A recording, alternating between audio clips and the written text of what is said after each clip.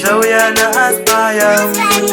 saka izwaini maprofita mazano daita tarisisa avasi vese vakauya kuzogadzirisa vamwe vacho varipo kutipesanisa kutaura zvekunyepa kutsvaga kurwisanisa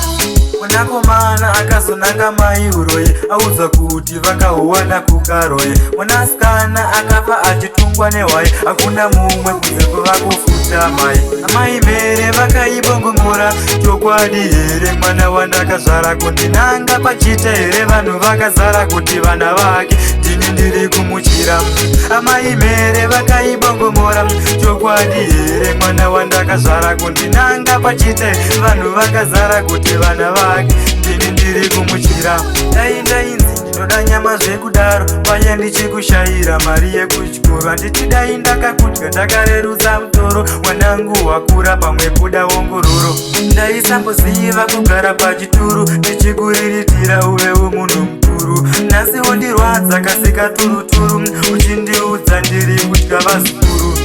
amai mere vakaibongomora chokwadi here mwana wandakazvara kundinanga pachita here vanhu vakazara kuti vana vake ndini ndiri kumuchira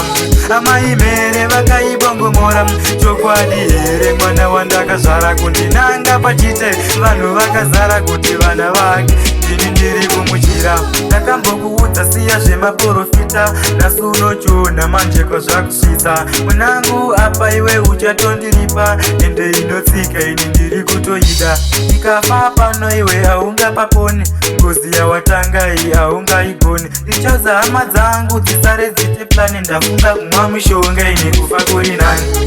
amai mere vakaibongomora chokwadi here mwana wandakazvara kundinanga pachita here vanhu vakazara kuti vana vake ndini ndiri kumuchira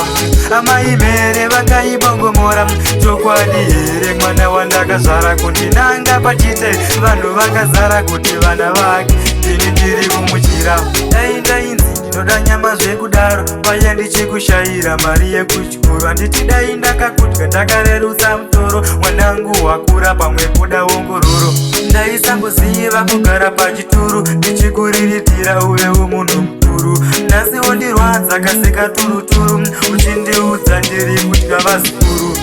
amai mere vakaibongomora chokwadi here mwana wandakazvara kundinanga pachita here vanhu vakazara kuti vana vake ndini ndiri kumuchira amai mere vakaibongomora chokwadi here mwana wandakazvara kundinanga pachita vanhu vakazara kuti vana vake ndini ndiri kumuchira